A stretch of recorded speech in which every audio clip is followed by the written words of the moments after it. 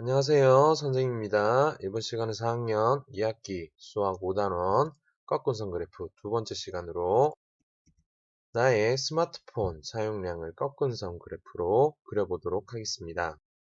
하루 동안의 스마트폰 시각별 사용량을 어떤 그래프로 그리면 좋을까요? 9시, 10시, 11시, 12시에 각각 이렇게 20분, 10분, 30분, 40분간 썼다고 했을 경우 이런 식으로 막대 그래프를 그리는 게 좋을까요? 아니면 지난 시간에 배웠던 꺾은 선 그래프로 그리는 게 좋을까요? 어떤 것이 여러분들은 보기 편한가요? 자, 선생님이 생각했을 때는 이렇게 꺾은 선 그래프로 그릴 수는 없다고 생각을 합니다. 왜일까요? 예를 들어 9시 반에 사용량을 보면 꺾은 선 그래프 15분으로 나옵니다. 그런데 우리가 9시 반에 15분간 사용을 했을까요? 사용을 안 했을 수도 있고 했을 수도 있지만 그것은 정확하게 확인이 되지는 않습니다. 그러니까 연속적으로 변화하는 양이 아니기 때문에 우리가 꺾은 선 그래프로 그릴 수는 없을 것 같습니다.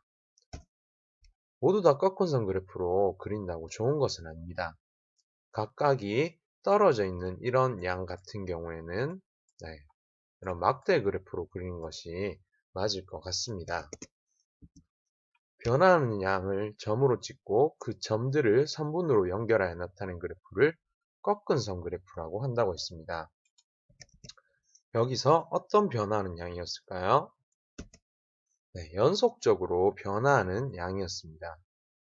스마트폰 사용 같은 경우엔 우리가 9시에 몇 분간 사용을 할 수도 있고 그 다음엔 사용을 하지 않을 수도 있기 때문에 연속적으로 변화하는 양이라고 꺾은 선 그래프를 사용해야 되는 경우는 어떤 것이 있을까요? 여기 보이듯이 교실의 온도, 시간별 변화하는 양이 이제 보이도록 되어 있습니다. 온도는 계속해서 연속적으로 변화하기 때문에 이렇게 표현할 수 있을 것 같고요. 강낭콩의 키 같은 경우에 요일별로 이렇게 자라기 때문에 연속적으로 변화하는 양이라고 할 수 있을 것 같습니다. 온도의 변화, 키의 변화, 몸무게의 변화 등 연속적으로 변화하는 양은 꺾은 선 그래프로 나타낼 수가 있습니다. 꺾은 선 그래프를 그릴 때 필요한 것들은 무엇이 있을까요?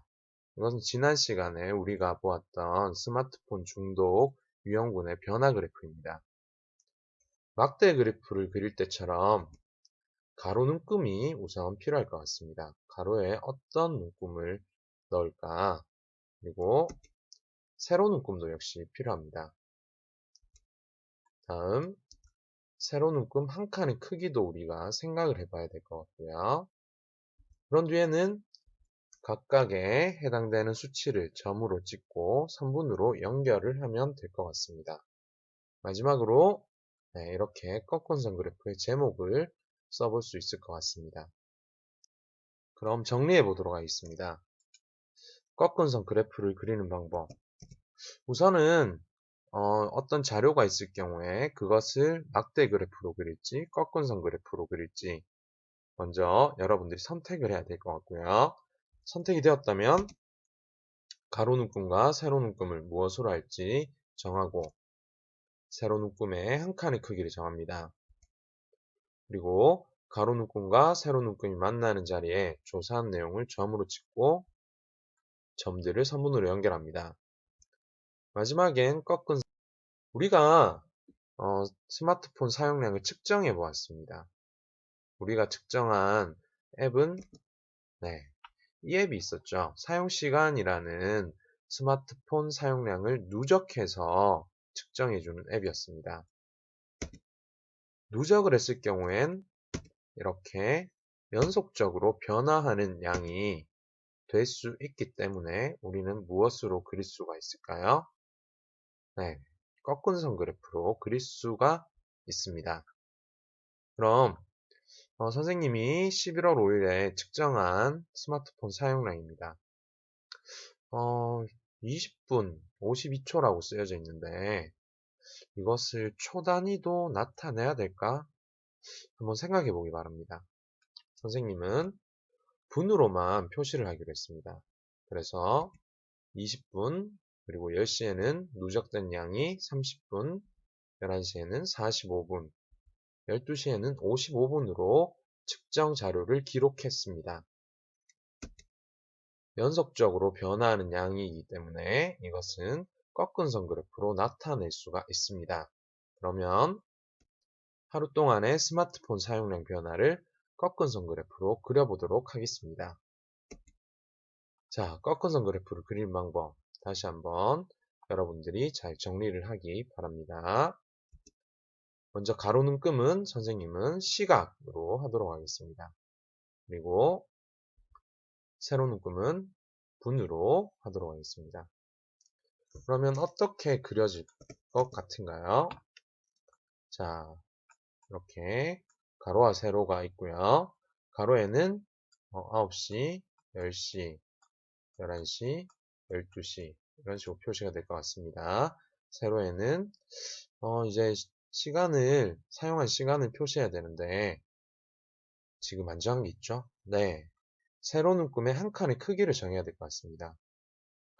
지금 20분, 30분, 45분, 55분이기 때문에 10분을 단위로 해서 60분까지 나타내어도 모두 다 표시가 될 것 같습니다.